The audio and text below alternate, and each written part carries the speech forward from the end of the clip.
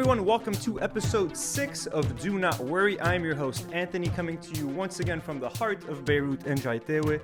Before we get going, I just wanted to say thank you so much to everyone who subscribed to the channel. I had a very lofty goal. I wanted to reach 1,000 subscribers in 4 weeks.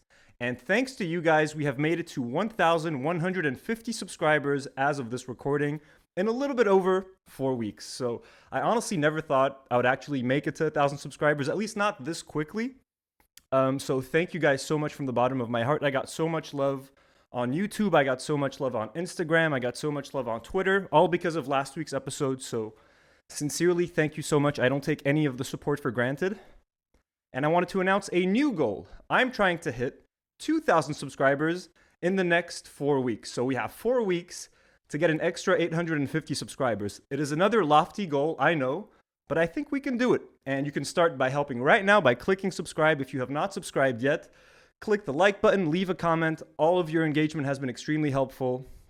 I seriously appreciate it. Today's episode is going to be a little bit shorter than last time, just because last week's episode took a lot out of me.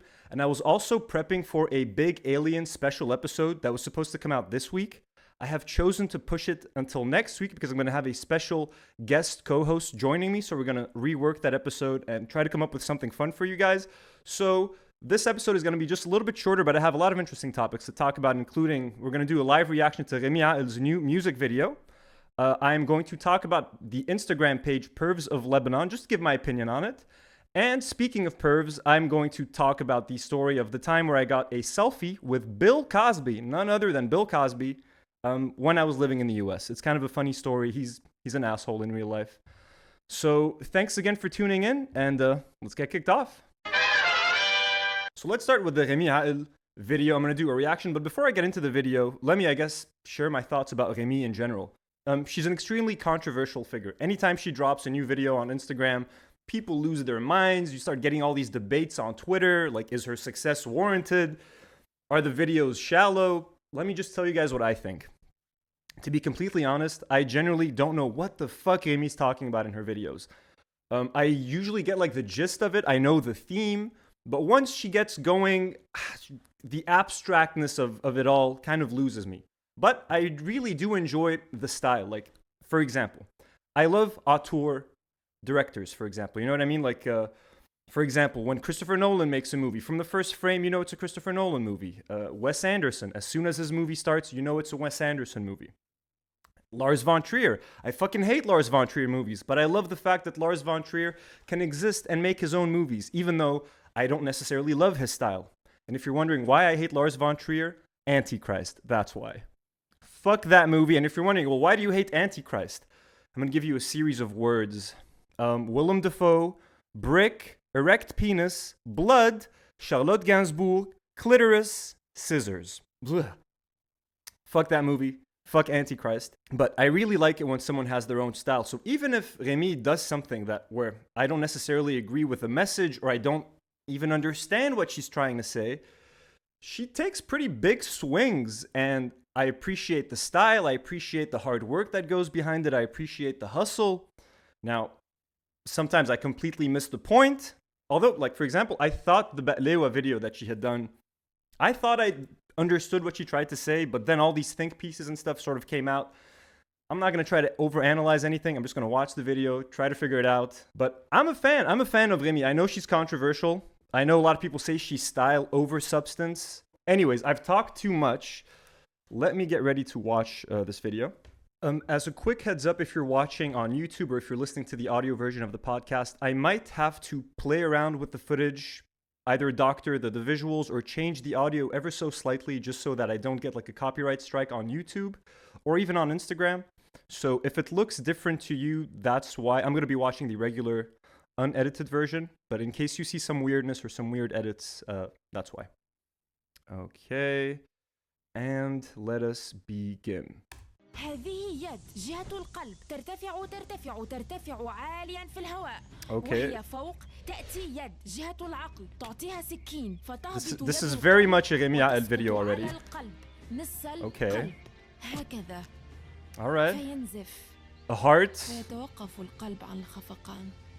هذا القلب. I'm following so far. I can follow so far. Okay, again, very Remie Akl. قال خالقي وخالقك. She has a very wet K, right? It's very wet sounding. ليس أنا من قتلت بل Kind of bothers me, to be honest with you. Very well done, though. Very well done. حتى كي تعترف له لتتوب وتسامح وحتى كي لا تتوب. Again, very visually arresting. I'm not sure I know what the fuck she's talking about. Ooh, okay, so this is a music video. I'm definitely gonna have to edit this. Ooh, we got some lettuce. Signature Remie Akl. Chopping lettuce, I like that. See, honestly, I'm so taken by like the visuals, I can't even focus on the lyrics. Shot so well. Dude, she's badass, man. Come on. I'm trying to follow by reading the subtitles. Man, is this one take? I don't normally listen to Arabic music and stuff, so the song is not really my style, but it's pretty good. This is very well done, man, I gotta say. So I'm guessing it's about a heart bleeding, this heartbreak or something. But who's she talking about? A man? That would go against everything she stands for, wouldn't it? I'm gonna say the video is a lot better than the song so far. I'm more impressed with the visuals, the long take, her dancing, rather than the song itself. Don't watch this if you get seizures easily. This is pretty cool though. Okay, to be honest, I don't know what the fuck this was about. As usual, I think I got it like heartbreak, distance. I don't know if she was like saying she needed a man or not. I don't know if that goes against her message. So I can't say I really understood it as usual. Not because it was very complicated, just because I was so taken by the visuals. Look, I think if you're a fan of Remie's, you're gonna enjoy this. This should be right up your alley. It's got all of the Remie-isms, the lettuce, the sort of fast speaking, the wet qaf, and it's also kind of abstract and weird, but honestly, dude, man, look, she's very talented. Whether or not I like the song, this is just not my style of music, but I cannot deny the talent that is on display. Now, if there is a political message behind the song that you disagree with, or a social message that you disagree with, to me, it just struck me as a song about heartbreak. I'm sorry if I'm disappointing you guys. I know a lot of people want me to like hate on Remie. It's just, dude, she's fucking talented, man. I wish I could do something as fucking cool as that. I get it, man. Twitter usually has a way more negative outlook on Remie. She's way more beloved on Instagram rather than on Twitter. I don't know why that is, but it's an interesting dichotomy. I dig it, man. I'm so sorry for those of you who don't like it. Let me know what it is you don't like about her style in the comments. I respect the hard work. I respect the hustle. Again, she's an auteur. She has a very distinct style and vision. I respect that. I like that. Why is it that if you don't normally like her stuff, let me know why, because I don't really understand why. I get that a lot of people think that it's shallow and stuff, but I want to know what you guys think. Okay, this next topic is a lot trickier to talk about. And before I even get into it, I just want to tell you guys, I am a straight male. I'm going to be talking about a page called Pervs of Lebanon, so I'm going to be talking about sexual harassment. I might say something incredibly stupid. Do not hesitate to correct me in the comments, to educate me. Again, I'm going to be talking about something that I have almost no relation to. So if I say something stupid, if I say something offensive, please teach me the right way in the comments. I'd love to hear you guys' thoughts on what I'm about to talk about. I'm in no way trying to offend or to belittle anything that has to do with sexual harassment. This is my podcast. I want to test the limits of what I can talk about. And I don't know, I don't want to shy away from any topic, even if it's a little bit scary to talk about, or even if I am not prepared with all of the information, because I can count on you guys to help me and to help correct me and to help inform me if I'm completely off base.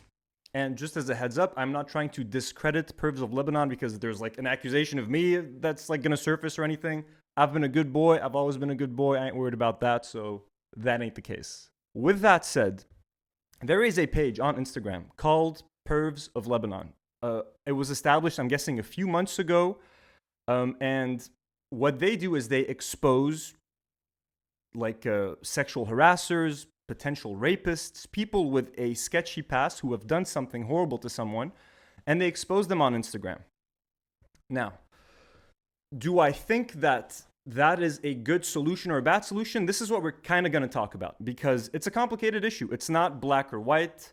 I don't think it's as simple as saying you're either for it or you're either against it. I think that a page like this is a necessary evil.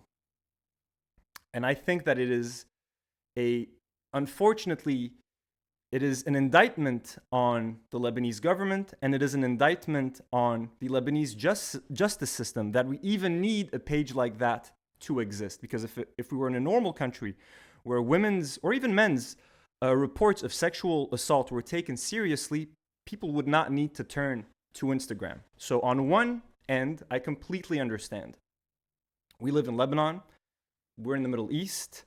I'm sure women get harassed on a daily basis, and there must be many reasons for them to fear coming forward. Let's just use in the US, for example, a country where women feel a lot safer coming forward with allegations of sexual harassment. Even in a country like the US, a lot of women just don't feel comfortable sharing these stories. There's some stigma around it. They might be traumatized. It's just not something that's easy to talk about, and they're worried that if they talk to the authorities, that the authorities are not going to take their claims seriously. Well, it's way worse in Lebanon.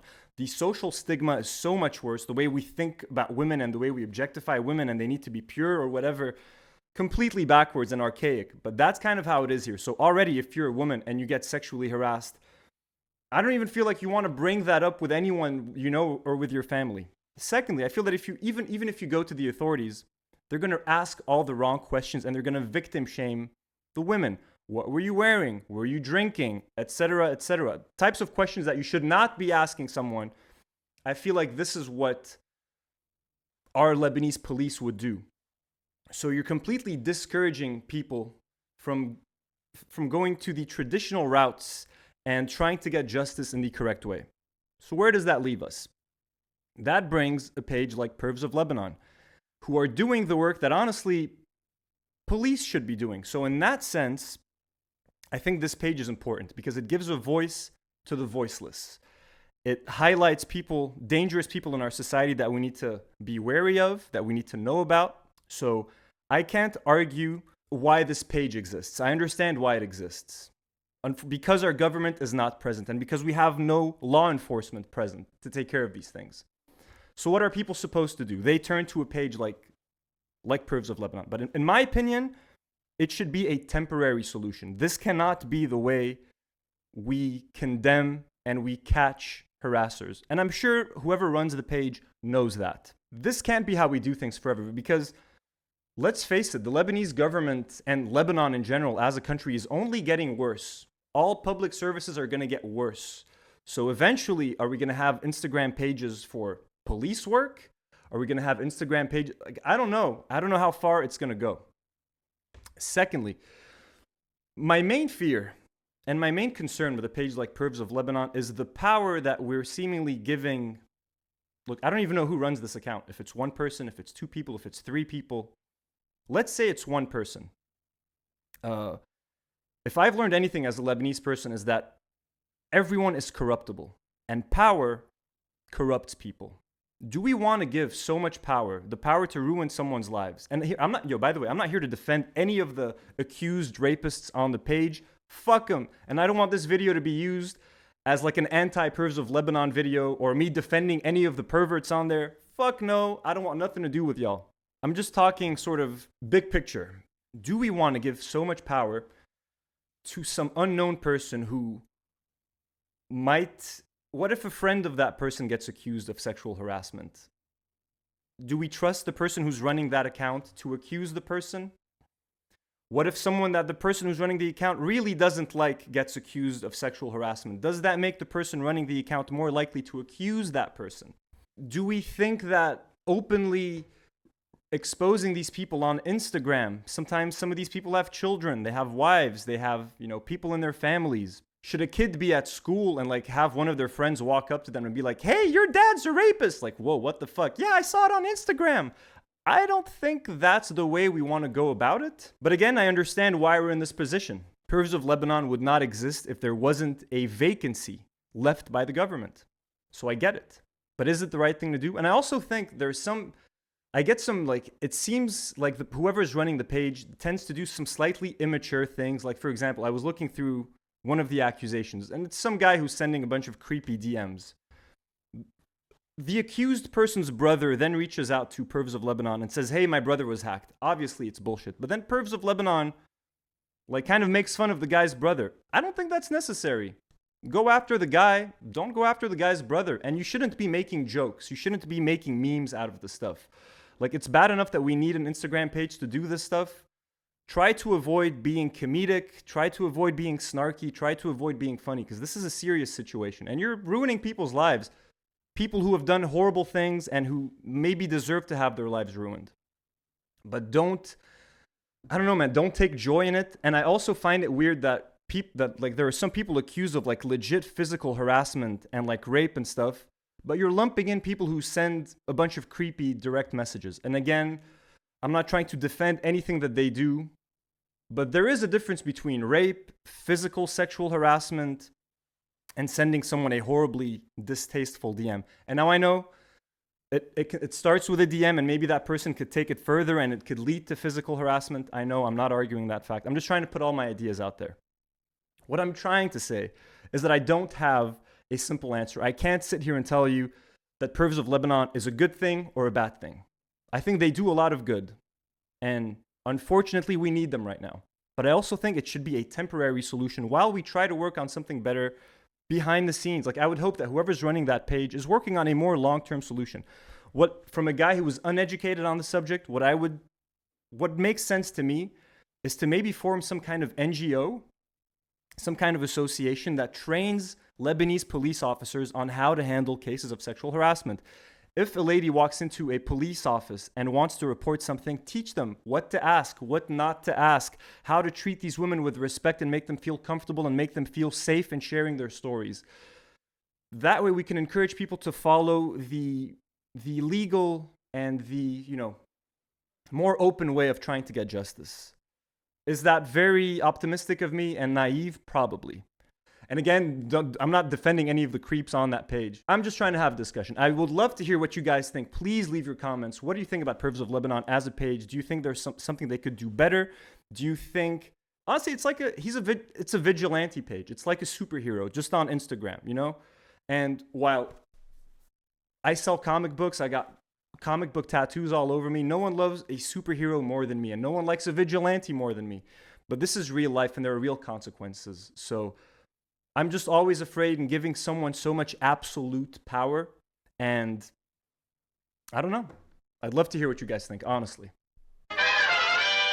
Speaking of perverts, 7 years ago, when I was still living in the US, I got to meet and take a picture with Bill Cosby, arguably the world's most notorious serial rapist at this point. Obviously, when I met him, those stories hadn't come out yet, and for all I knew, I was meeting a comedy legend. So I just wanted to tell you guys the story behind this photo. I know I'm smiling and I look happy, but he actually yelled at me before taking the picture. So here's the quick story of how I met the world's worst fucking rapist. I used to have a job that allowed me to work from home. I used to work remotely, and I used to live in a place called Arlington in Virginia. It was very close to Washington, D.C. It was like a 20-minute walk to Georgetown. Right behind my apartment complex, there was an opening for a restaurant called Ben's Chili Bowl. Now, the original Ben's Chili Bowl was a restaurant that was in Washington, D.C., and they're famous for their hot dogs, their chili dogs, their half smokes, all that kind of thing. And Bill Cosby was a loyal customer, and he was kind of like the mascot for Ben's Chili Bowl. So they opened like the first ever branch of Ben's Chili Bowl right behind my apartment complex in Arlington. So I was working from home. I had all my work done. I figured, you know what? I'm just going to go out and like watch the opening. If I can fucking see Bill Cosby in person, why the hell not? So I get done with my work. I step out of my apartment and I go to Ben's Chili Bowl. And then I see like there's a line for people waiting to take a picture with Bill Cosby. I'm like, fuck yeah. I'm going to meet Bill Cosby. I wait in line. It takes about an hour. And like as I'm in line waiting to meet Bill Cosby, I call my fucking parents who are in Lebanon. And I'm like, guys, I'm about to meet Bill Cosby. They're freaking out. I'm freaking out. Happy times. When it's my turn to take a photo with Bill Cosby, he decides to get up and leave the restaurant. I'm like, dude, I've been waiting an hour. Like, what the fuck? Bill Cosby gets up, walks out of the restaurant, like surrounded with his entourage. But as soon as he walks past me, I grab the back of his jacket. I'm like, motherfucker, I've been waiting an hour for this fucking picture. I hold on to the back of his jacket. He doesn't notice, and I follow him out of the restaurant. I'm just like, please, Mr. Cosby, I've been waiting an hour. Can I just please take a picture? He's like, all right. So I'm like, just trying to get the camera settings on my phone. And as I'm doing, it just took like a second to get the camera ready. He's like, take the damn picture. It's like, damn, holy fucking shit, man. All right. Snapped a quick photo, smiled. He didn't even try to smile in the picture. He just looked like a fucking asshole. Then I posted it on Instagram. At the time, I had like fucking 100 followers or some shit. This was 7 years ago. Got like so many likes. Everyone was commenting like, damn, you met Bill Cosby. How cool. Woo! Yeah. The fucked up thing is, man, Ben's Chili Bowl, like their whole marketing was based on Bill Cosby. They had this giant fucking mural of Bill Cosby outside the restaurant, inside the restaurant. Like, very weird. Like, I'm sure they've had to rebrand. They've had to fucking tear down those goddamn murals. And, yeah, fuck you, Bill Cosby. So I've always had that debate, like, should I delete the Bill Cosby photo from my Instagram? I've kept it. I still have it up there. Just because of how weird of a memory it is, and like, he's a horrible fucking person who deserves to be in like the dumpster of humanity's history. But like, he's also such a notorious and infamous figure at this point that I still have the photo up. I think it's like a funny story, but there's nothing funny about rape or the shit that he was accused of doing. So, let me know what you guys think. Should I delete the photo off of my Instagram or should I keep it? Fuck you, Bill Cosby. You're a fucking asshole, man. Here's a segment that we couldn't do last week because of the whole, Tufiluk special. But let's go over the Netflix top 10 really quickly. What are you guys watching in Lebanon? In the number 1 spot, we got Firefly Lane. That is a series starring Katherine Heigl. I used to be a fan of Katherine Heigl when she was on Grey's Anatomy. Then I stopped liking her. I don't know why. She seems like not a nice person. So I ain't going to watch that, but it seems to be doing very well. There's the actress from Scrubs in there. I like her. She seems like a nice person in real life. Quite the opposite of Katherine Heigl. Number 2, we have To All the Boys, Always and Forever. It is a 1 hour and 55-minute romantic comedy. Have not seen it. Don't think I'm going to check it out. Doesn't seem like it's my style. Brooklyn Nine-Nine. Some new episodes have been uploaded. It is at number 3. Number 4. Squared Love looks like a original Netflix romantic feel-good comedy. I guess they've dropped a bunch of romantic comedies for the Valentine's period. It makes sense. We got Snowpiercer, the series, at number 5. Again, I'm never going to watch the series again. Watch the movie, the Snowpiercer movie, way better than this series will ever be. I can guarantee that. Lupin has dropped from the top 5 to the number 6 position.